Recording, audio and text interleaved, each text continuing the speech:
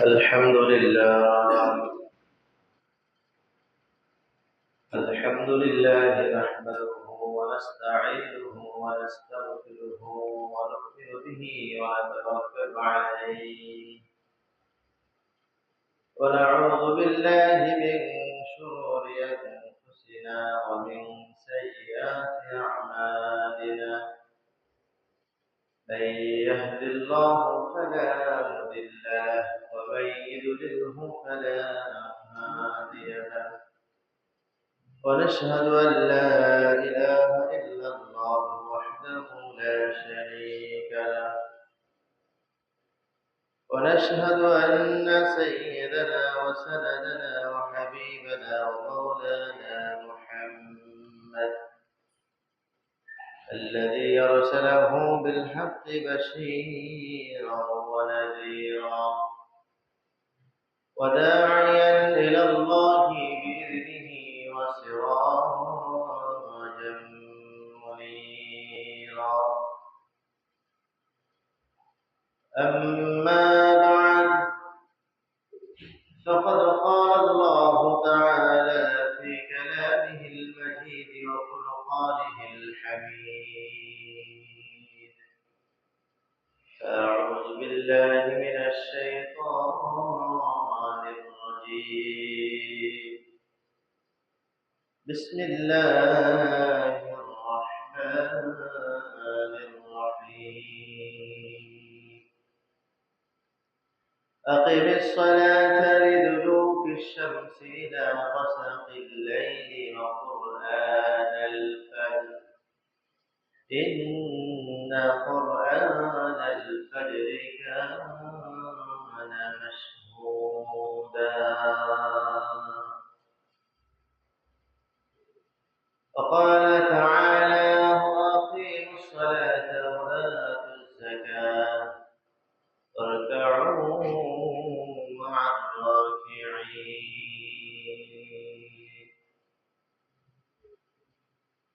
وقال رسول الله صلى الله عليه وسلم أول ما يحاسب به العبد يوم القيامة الصلاة.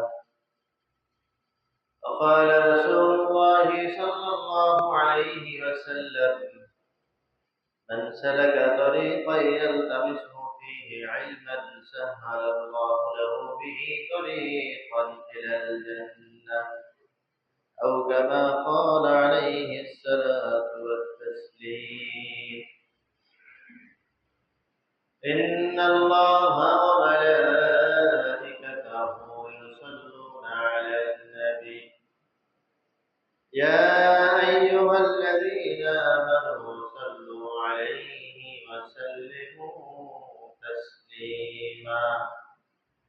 اللهم صل على محمد وعلى آل محمد كما صليت على إبراهيم وعلى آل إبراهيم إنك حميد مجيد. اللهم بارك على محمد وعلى آل محمد كما باركت على إبراهيم وعلى آل إبراهيم إنك حميد مجيد. اللهم صل على محمد النبي الأمي وعلى آله وسلم تسليما. بلغ العلا بكماله كشف الدجى بجماله حسنت جميع خصاله صلوا عليه وآله. رہے میرے مسکن حوالی کعبہ درے میری مدفن دیار مدینہ بلغ العلا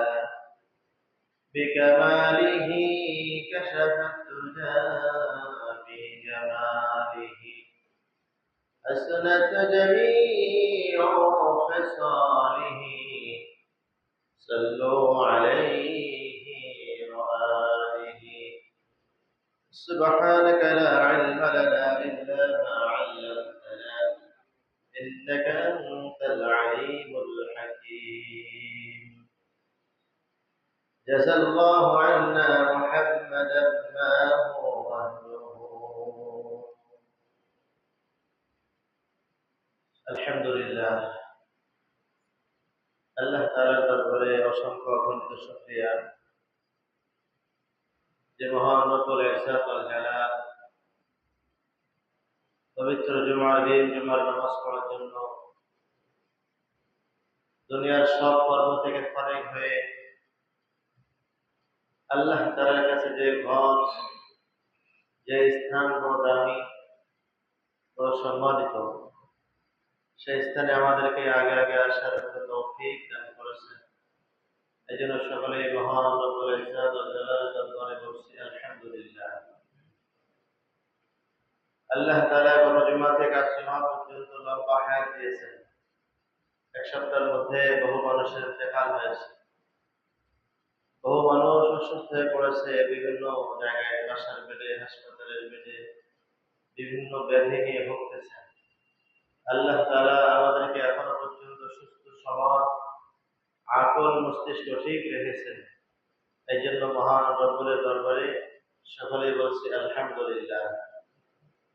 দরুদ ও সালাম পেশ করছি মানবতার দেশানী সাইয়্যিদুল কাওনাইন, আমার আপনার সকলের প্রাণ প্রিয় মানুষ, আল্লাহ তাআলার প্যারা দোস্ত, সমস্ত নবীদের নবী, দো জাহানের বাদশাহ সরদার দু আলম জনাব মুহাম্মদ রাসূলুল্লাহ সাল্লাল্লাহু আলাইহি ওয়াসাল্লাম। সম্মানিত হাজিরিন, জুমার দিন অত্যন্ত গুরুত্বপূর্ণ ফজিলতপূর্ণ দিন। আমাদের কাছে জুমার দিন ছুটির দিন মনে হয়। সারা সপ্তাহ অফিস করি, সারা সপ্তাহ বিভিন্ন কর্মব্যস্ত থাকি। আমরা অনেকেই মনে করে থাকি শুক্রবার আসছে ছুটির দিন, আরামে খেয়ে ঘুমাবো, লম্বা ঘুম দিব, বিকেল হলে ঘুরতে যাব, ফ্যামিলির কাছে সময় দিয়ে বিভিন্নভাবে দিনটাকে অতিবাহিত করব। এই জন্যই কিন্তু জুমার দিন না। আসলে জুমার দিন আমাদের কাছে গুরুত্বহীন হওয়ার কারণে, আমাদের কাছে মূল্যহীন হওয়ার কারণে আমরা কদর জানি না। হযরত সাহাবা کرام রাদিয়াল্লাহু তাআলা আনহুম আজমাইন জুমার গুরুত্ব বুঝেছেন, যার কারণে বৃহস্পতিবার থেকে জুমার প্রস্তুতি গ্রহণ করতেন। আমি আগামীকাল জুমার নামাজ পড়ব। জুমার দিনকে ঈদের দিন মনে করা, গরিবদের হজের দিন মনে করা।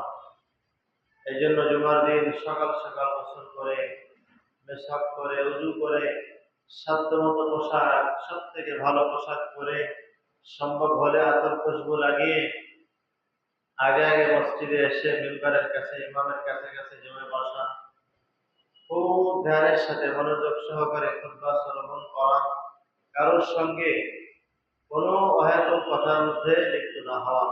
এভাবে যদি জুমার নামাজ পড়া যায়, রাসূল কারীম সাল্লাল্লাহু আলাইহি ওয়াসাল্লাম বলে, এক জুমা থেকে আরেক জুমা পর্যন্ত এই ব্যক্তির আমলনামা যত গুনাহ হয়েছে আল্লাহ তাআলা সব গুনাহগুলো মাফ করে দিবেন। কত দামি একটা দিন, কত ফজিলতপূর্ণ একটি দিন, অথচ আমাদের কাছে গুরুত্বহীন হওয়ার কারণে আমরা মোটেই কদর করি না। জুমার দিনে আগে আগে মসজিদে আসা, দেরিতে যাওয়া, এটা হলো অন্যতম এক আমল। আমাদের ব্যতিক্রম হয়, দেরিতে আসে আগে চলে যায়, দেরিতে এসে আগে চলে যায়। সাহাবারা আগে আসতেন, দেরিতে যেতেন। এই জন্য আমাদেরকেও আগে আগে মসজিদের মধ্যে চলে আসা, নামাজ আদায় করে, তাসবিহাত আদায় করে, দোয়ার মধ্যে সময় কাটিয়ে এরপরে আমি আস্তে আস্তে বাসার দিকে যাব। প্রত্যেক কদমে কদমে আমার নেকি হবে, প্রত্যেক কদমে কদমে গুনাহ মাফ হবে।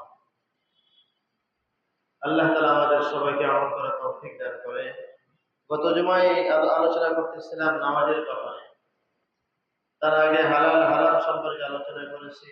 আল্লাহ তাআলা আমাদেরকে বানিয়েছেন, এ ব্যাপারেও কিঞ্চিত আলোচনা হয়েছিল। আল্লাহ তাআলা আমাদের উপর যে অর্পিত ফরজ বিধান নামাজ, এই নামাজের মধ্যে আমাদের যত্নবান হওয়া, নামাজ থেকে উদাসীন না হওয়া। আল্লাহ তাআলা কোরআনের মধ্যে বহু জায়গায় নামাজের কথা বলেছেন। এক জায়গায় বললেও তো হয়ে যেত এটা ফরজ, কিন্তু আল্লাহ তাআলা গুরুত্ব বোঝাতে গিয়ে ৮০ থেকে ৮২ জায়গার মধ্যে নামাজের কথাই বলেছেন। তাহলে নামাজ কত গুরুত্বপূর্ণ একটা বিষয়। রাসূল কারীম সাল্লাল্লাহু আলাইহি ওয়াসাল্লাম বলেন, যদি কোনো কাফিরও ফজরের পরে জোহরের আগে ইসলাম গ্রহণ করে তো তার প্রথম দায়িত্ব হলো জোহরের নামাজ পড়া। যেদিন ইসলাম গ্রহণ করছে সকালে, ইসলাম গ্রহণ করার পরেই তার মূল দায়িত্ব হলো নামাজ। এই জন্য আমাদেরও যাদের বাচ্চাদের বয়স হয়ে গেছে 7 বছর থেকে নামাজের হুকুম করা, নামাজের তালিম দেওয়া, 10 বছর বয়সে নামাজ না পড়লে মৃত্যুপণ হার করা, 10 বছর বয়সে ভাই বোনের থেকে বিছানা আলাদা করা। আমাদের সমাজে আজকে এগুলো মানুষ কিছুই মনে করে না।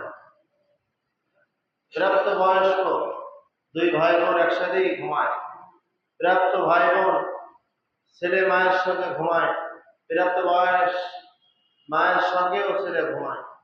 এগুলো শরীয়ত নিষেধ করছে। 10 বছর হয়ে গেলে তাদের বিছানা পৃথক করে দিতে হবে। এরপরে নামাজ না পড়লে তাদের সামান্য ব্যত্রাঘাত করে নামাজের হুকুম করা, নামাজ পড়ানোর জন্য তাকিদ করার চেষ্টা করা। আজকেও নামাজ সম্পর্কে কিছু কথা বলবো ইনশাআল্লাহ। গত জুমা বলতেছিলাম আল্লাহ তাআলা নামাজের যে বড় বিধান এটা আমাদের জন্য করেছেন, ফরজ করেছেন। আমাদের পূর্বেকার যারা ছিলেন সমস্ত নবী আলাইহিস সালাম অনেকের এক ওয়াক্ত নামাজ পড়ছিল। কারোর ফজর, কারোর জোহর, কারোর আসর, কারোর মাগরিব, কারোর এশা, এভাবে নামাজ পড়ছিল। এক ওয়াক্ত ছিল, 2 ওয়াক্ত ছিল। তো আল্লাহ তাআলা সব নবীদের আমলকে আল্লাহ তাআলা পছন্দ করেছেন। পছন্দ করে কিয়ামত পর্যন্ত এটাকে ফরজ করেছেন এবং আমাদের নবী আলাইহিস সালামকে মেরাজে ডেকে আকাশে আল্লাহ তাআলার একদম কাছে নিয়ে এরপরে নামাজ হাদিয়া দিয়েছে। রোজা ফরজ হয়েছে, যাকাত ফরজ হয়েছে জিবরাইল আলাইহিস সালামের মাধ্যমে। জিবরাইল আলাইহিস সালাম এসে এক একটা বিধান ফরজ করেছেন আল্লাহ তাআলার পক্ষ থেকে। কিন্তু নামাজ এমন একটা বিধান, এমন একটি আমাল যে আল্লাহ তাআলা স্বয়ং নবী আলাইহিস সালামকে আসমানে ডেকে নিয়ে এরপরে হাদিয়া পেশ করেছেন। তাহলে কত গুরুত্বপূর্ণ বিষয়। আজকে আলোচনা আমরা শুনি, আমরা যে ফজরের নামাজ পড়ে থাকি, ফজরের নামাজ সর্বপ্রথম হযরত আদম আলাইহিস সালাম পড়েছেন। আমাদের ইতিহাস জানা আছে। 5টা কথা বলে ইনশাআল্লাহ আমরা আলোচনায় চলে যাব।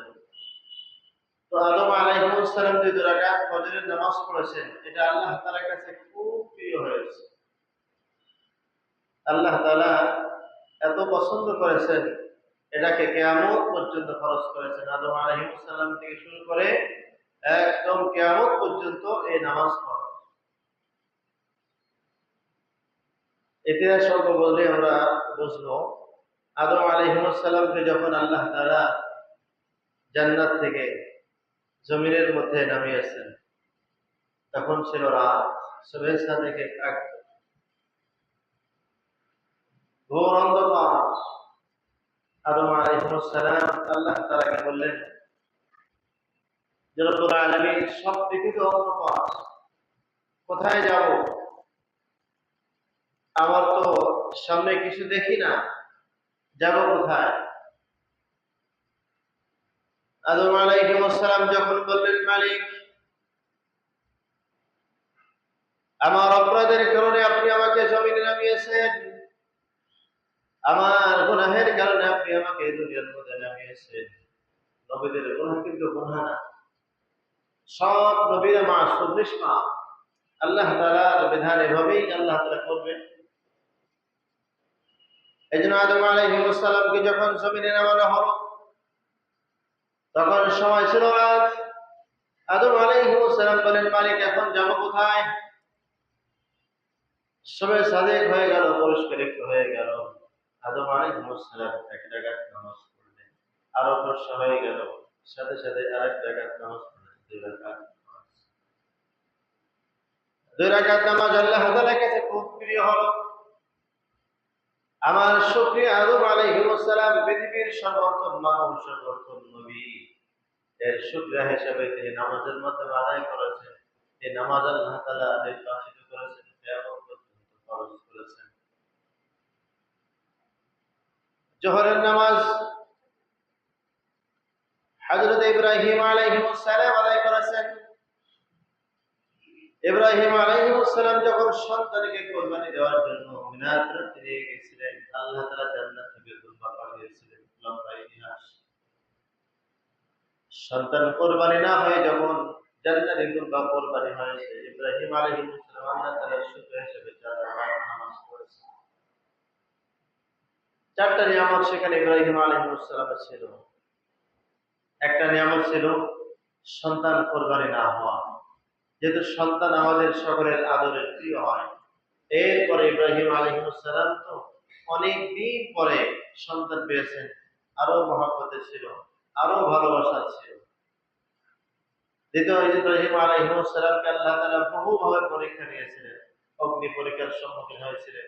আল্লাহ তাআলাই সব পাশ করে। এইভাবে 4টা নিয়ামত ইব্রাহিম আলাইহিস সালাম মনে করে সাথে সাথে 4 রাকাত নামাজ পড়েছেন। আল্লাহ তাআলার কাছে এই নামাজ খুব প্রিয় হয়েছে। আল্লাহ তাআলা অত্যন্ত ভালোবেসেছেন, মহব্বত করেছেন, যার কারণে আল্লাহ তাআলা হুকুম করলেন যে নামাজের মাধ্যমে তুমি আমার শুকরিয়া করেছো, এই নামাজকে আমি কিয়ামত পর্যন্ত ফরজ বিধান রেখেছি। 3 নম্বর মাগরিবের নামাজ, আসরের নামাজ। আসরের নামাজ হযরত ইউনূস আলাইহিস সালাম আদায় করেন। ইউনূস আলাইহিস সালাম 4টা অন্ধকারের মধ্যে ছিলেন। এক, রাতের অন্ধকার, পানির নিচে অন্ধকার, মাছের পেট অন্ধকার, প্রবল ঝড় বৃষ্টি হয়েছিল, এটা অন্ধকার। অনেকে বলেন যে ওই মাছকে আরেকটা মাছ খাওয়ার কারণে আরেকটা অন্ধকার। এই 4টা অন্ধকার থেকে যখন আল্লাহ তাআলা জমিনের মধ্যে ইউনূস আলাইহিস সালামকে বের করেছিলেন, ইউনূস আলাইহিস সালাম আল্লাহ তাআলার শুকরিয়া হিসাবে 4 রাকাত নামাজ পড়েছিলেন। আল্লাহ তাআলার কাছে এই নামাজ খুব প্রিয় হয়েছে, অত্যন্ত আল্লাহ তাআলা পছন্দ করেছিলেন। আল্লাহ তাআলা হুকুম করলেন যে নামাজের মাধ্যমে তুমি আমার শুকরিয়া করেছো, আমি এই নামাজকে কিয়ামত পর্যন্ত ফরজ করে রাখছি। মাগরিবের নামাজ হযরত দাউদ আলাইহিস সালাম আদায় করেন। দাউদ আলাইহিস সালাম 4 রাকাত নামাজ পড়ার জন্য নিয়ত করে দাঁড়িয়েছিলেন। আল্লাহ তাআলা বলেন, ফাগফারনা লাহু যালিক, আমি তোমাকে ক্ষমা করেছি। দাউদ আলাইহিস সালামের একটা অপরাধ, একটা তাসামুহ, একটা ভুলের কারণে দাউদ আলাইহিস সালাম আল্লাহ তাআলার কাছে কান্নাকাটি করতেছিলেন। 3 রাকাত নামাজ হয়ে গেলে তিনি কান্না করতে করতে নামাজ শেষ করেছেন। আল্লাহ রাব্বুল আলামিন হুকুম করলেন, দাউদ, তোমার 3 রাকাত নামাজ আমার কাছে খুব ভালো লেগেছে, তোমার এই কান্নাটাও আমার কাছে ভালো লাগছে। তোমার এই 3 রাকাত নামাজ, 3 রাকাত নামাজ পড়ে এটা আমি কিয়ামত পর্যন্ত ফরজ করেছি।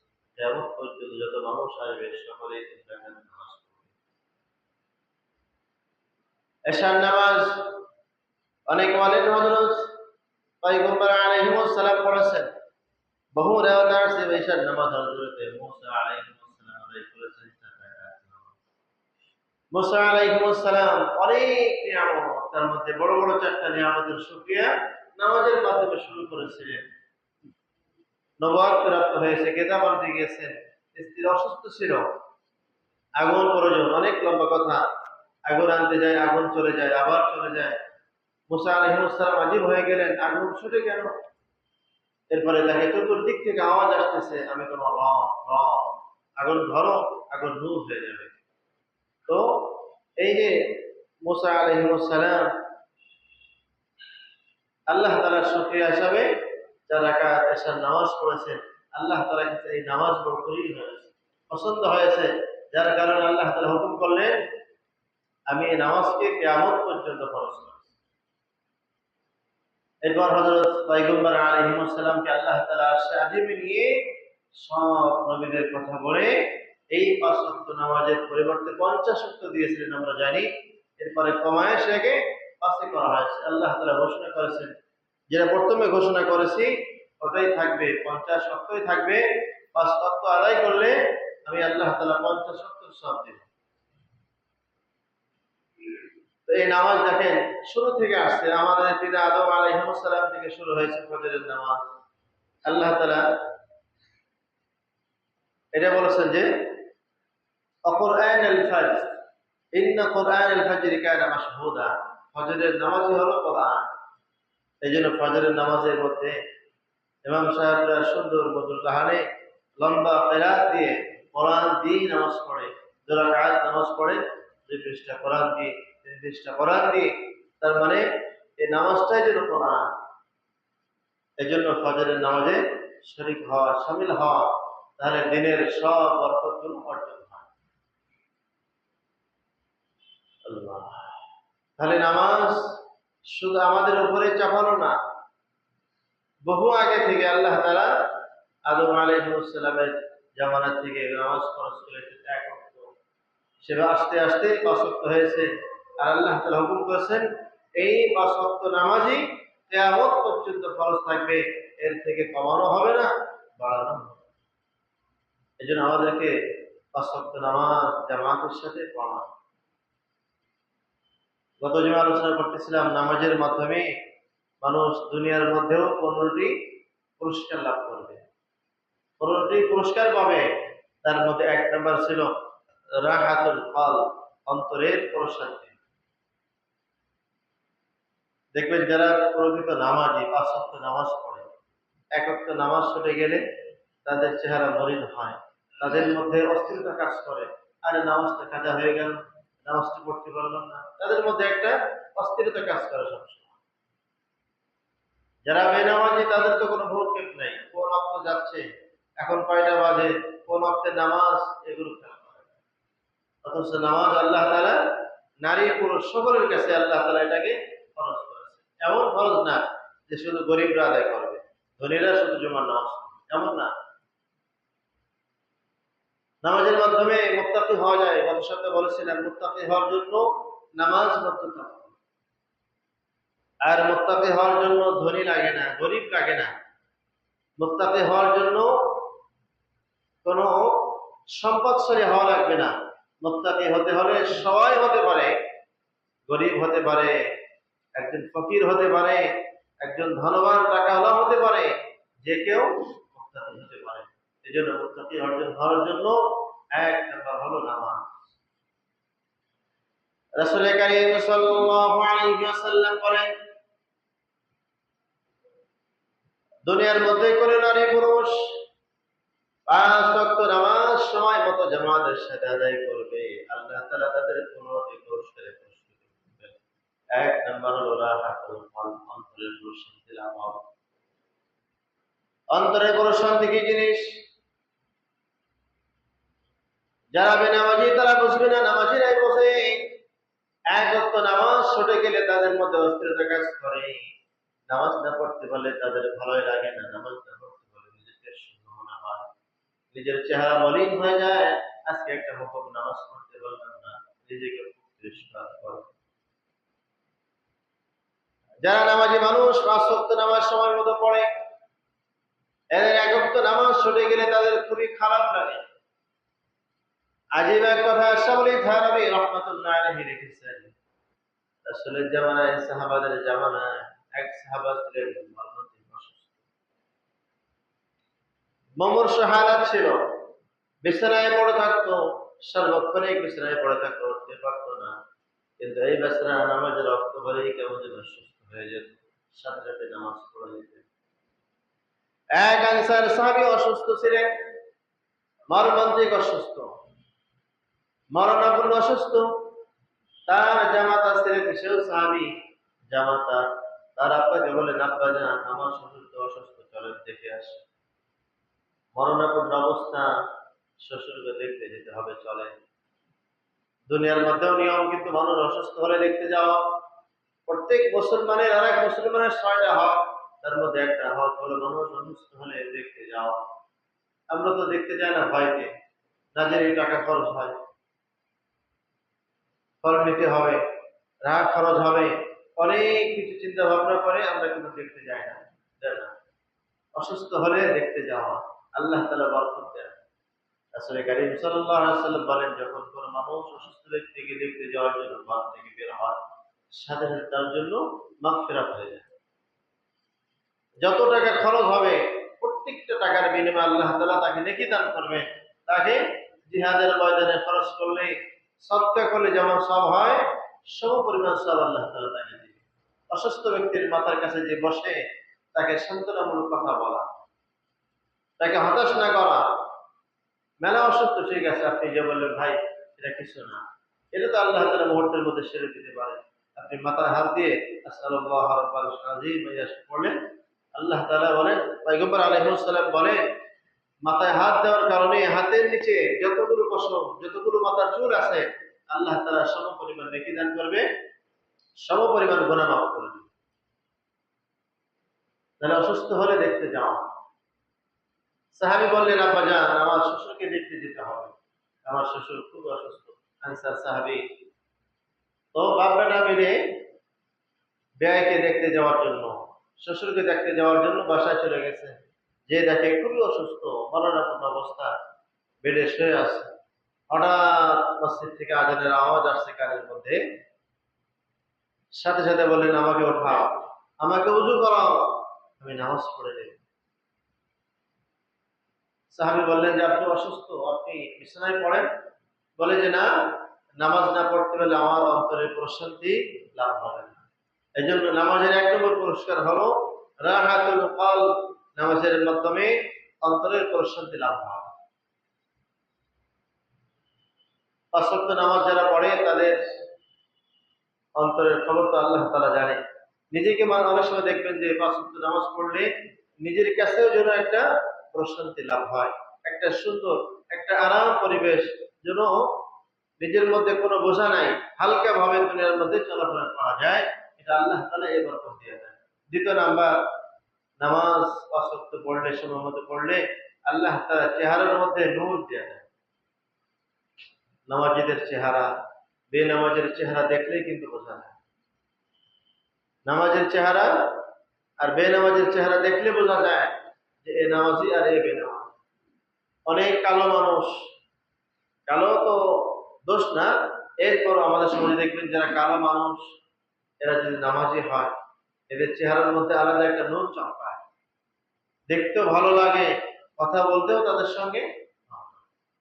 এই জন্য এগুলো আল্লাহ তাআলা করে, নামাজের মাধ্যমে চেহারার মধ্যে নূর চলে আসে। 3 নাম্বার, নামাজ আল্লাহ তাআলা কিয়ামতের মাঠে যত কিছুর হিসাব আছে, প্রথমেই নামাজের হিসাব দিবেন। তার মানে নামাজীরাই আগেই ফয়সালা হয়ে জান্নাতে চলে যাবে, এরপরে অন্যদেরকে আল্লাহ তাআলা ধরবে। এটা নামাজীদের পুরস্কার। আউয়ালু মা ইউহাসাবু বিহিল আবদু ইয়াওমাল কিয়ামাতি সালাত। নামাজের হিসাব আল্লাহ তাআলা প্রথমেই নেবেন, কারণ নামাজ আল্লাহ তাআলা প্রথমে নবীদের মাধ্যমে শুরু করেছেন। আদম আলাইহিস সালাম পড়েছেন ফজরের নামাজ। একটু আগে তো বলেছি, ফজরের নামাজ এটা আল্লাহ তাআলা খুবই পছন্দ করেছেন, যার কারণে এই নামাজকে আল্লাহ তাআলা আমাদের জন্য কিয়ামত পর্যন্ত ফরজ করেছেন। 4 নাম্বার,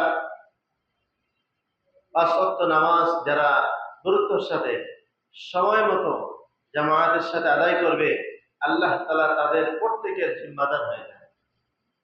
নারী পুরুষ সকলের জিম্মাদার আল্লাহ তাআলা হন যদি নামাজি হয়।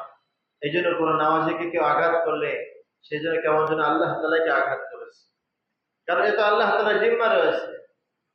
আর যখন কেউ আল্লাহ তাআলার জিম্মায় থাকে, তখন তার সব হাজাত, সব জরুরত আল্লাহ তাআলাই পুরা করে দেন। 5 নাম্বার, নামাজি ব্যক্তি যারা নিয়মিত নামাজ পড়ে, নামাজ না পড়তে পারলে অস্থিরতা কাজ করে, সবসময়ের জন্য অস্থির ভাব হয়, কেমন যেন নিজেকে শূন্য মনে হয়, আমি যেন কি যেন না করে আসছি। অনেকদিন দেখবেন যারা পরিচিত নামাজি, ঘুম একটু দেরিতে ভাঙলে খুবই বিরক্ত হয়। আরে কেন ঘুম থেকে উঠতে পারলাম, অ্যালার্ম কেন বাজলো না, কি হলো, আজকে তো আমার দুনিয়া শেষ হয়ে গেল। এই জন্য নামাজ ঠিক মতো পড়া, নামাজ সময় মতো জামাতের সাথে পড়া, এটা আল্লাহ তাআলার বিধান। প্রত্যেক নারী পুরুষের উপরে আল্লাহ তাআলা ফরজ বিধান করেছেন যে 5 ওয়াক্ত নামাজ সময় মতো পড়তে হবে। এখন এই নামাজ তো আমাকে শুধু আমি পড়ে গেলাম এরকম না, নামাজ তো শিখতে হবে। না শিখে কিছু আমল করা যায় না।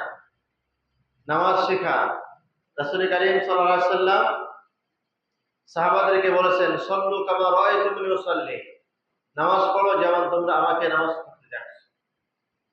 আল্লাহ রাসূলকে নামাজ পড়তে দেখতে সাহাবারা। রাসূলের জামানায় রাসূল মসজিদ নববীর মধ্যে আসরের পরে অথবা অন্য কোনো ওয়াক্তে সাহাবাদেরকে নিয়ে নসিহত করতেছিলেন। একজন সাহাবী দ্রুত এসে খুব তাড়াতাড়ি নামাজ পড়ে বয়ানের মধ্যে বসছে। আল্লাহ রাসূল বলেন যে ওঠো, তুমি আবার নামাজ পড়ো, তোমার নামাজ নেই।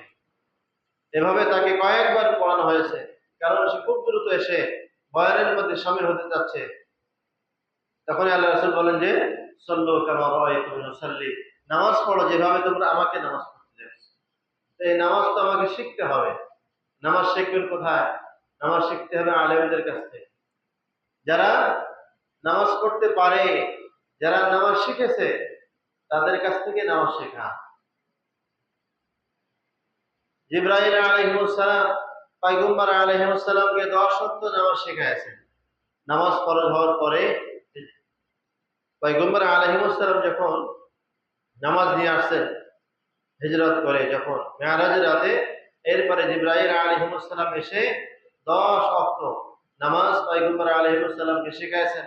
এই ওয়াক্তে নামাজ এভাবে পড়বেন, যোহর এভাবে পড়বেন, আসর এভাবে পড়বেন, মাগরিব এভাবে পড়বেন, এই ওয়াক্তে এভাবে পড়বেন। কারণ এক এক ওয়াক্তের নামাজ এক এক নবী পড়েছেন, আপনি সব নবীদের নামাজ আপনি পড়বেন, আপনাকে নামাজ শেখানো হয়েছে, আপনি এভাবে নামাজ পড়েন। তাহলে পয়গম্বর আলাইহিস সালামকে 10 ওয়াক্ত শেখানো হয়েছে জিবরাইল আলাইহিস সালামের মাধ্যমে। আপনি আমি কয় ওয়াক্ত নামাজ শিখেছি, অথচ আমার বয়স, আপনার নামাজের বয়স তো 20 বছর, আপনার নামাজের বয়স 30 বছর, আপনার নামাজের বয়স 40 বছর। আপনি কোনদিন কোন আলেমকে বলেছেন আমার নামাজ দেখেন? এই জন্য সল্লু কামা রাআইতুমুনি উসাল্লি, পয়গম্বর বলেন যে আমাকে ঠিক যেভাবে নামাজ পড়তে দেখছো তোমরা সেভাবে নামাজ পড়ো। পয়গম্বরের নামাজ দেখেছেন সাহাবা کرام, সাহাবাদের নামাজ দেখেছেন তাবেঈ, তাবেঈদের নামাজ দেখেছেন তাবেঈ। এভাবে আস্তে আস্তে আমাদের উলামায়ে কেরাম চলে আসছে, তাদের মাধ্যমে নামাজ শেখা। রাসূল কারীম সাল্লাল্লাহু আলাইহি ওয়াসাল্লাম একদিন মদিনার অলিতে গলিতে হাঁটতেছেন। হাঁটতে হাঁটতে আবু বকর রাদিয়াল্লাহু তাআলা আনহুর বাসার কাছে চলে গেলেন। আবু বকর রাদিয়াল্লাহু তাআলা আনহু দেখে নামাজের মধ্যে খুব আস্তে আস্তে কোরআন পড়তেছে তাহাজ্জুদের অর্থে। পয়গম্বর আলাইহিস সালাম কিছুক্ষণ তেলাওয়াত শুনে ওমর ফারুক রাদিয়াল্লাহু তাআলা আনহুর বাড়িতে চলে গেছেন। যাওয়ার বেশ আগে থেকে খুব জোরে তেলাওয়াত শুনতেছে, জোরে জোরে তেলাওয়াত করতেছে নামাজের মধ্যে। পয়গম্বর আলাইহিস সালাম ফজরের নামাজের পর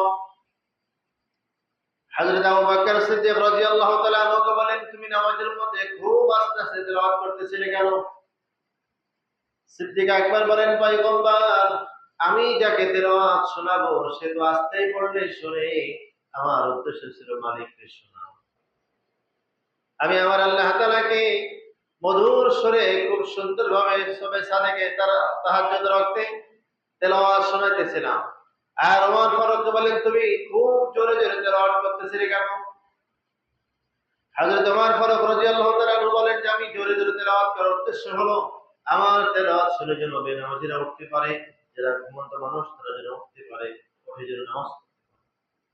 এক একজনের এক এক ভাবে তারা তাদের উদ্দেশ্য নিয়ে তেলাওয়াত করতেছে। আর আমাদের উদ্দেশ্য হয় আমার তেলাওয়াত যেন রাস্তার মানুষ শুনে, মানুষ যেন বলে যে খুব তেলাওয়াত পড়নেওয়ালা, খুব পড়নেওয়ালা। এভাবে তাদের উদ্দেশ্য আমাদের উদ্দেশ্য অনেক ব্যবধান। হযরত জুবাইর রাদিয়াল্লাহু তাআলা ঘরের মধ্যে নামাজ পড়ে,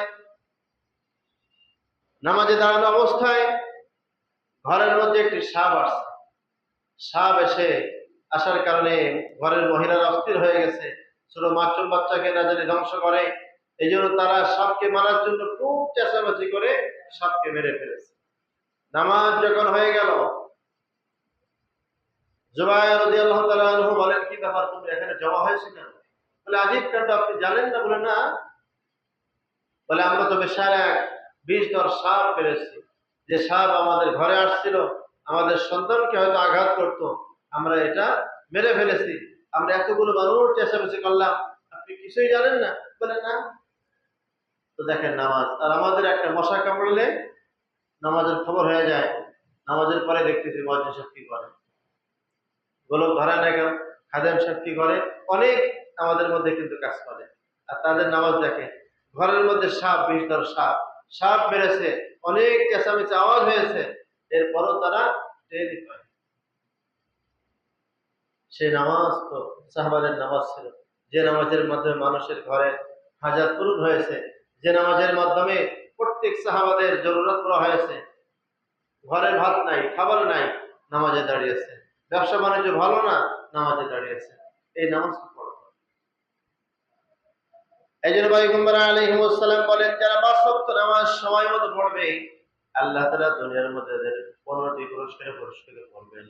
৬ নাম্বার, যারা নামাজ পড়ে তাদের অশ্লীলতা, এর থেকে তারা বেঁচে থাকে। নামাজীরা কিন্তু গুনাহের কাজ কম করে।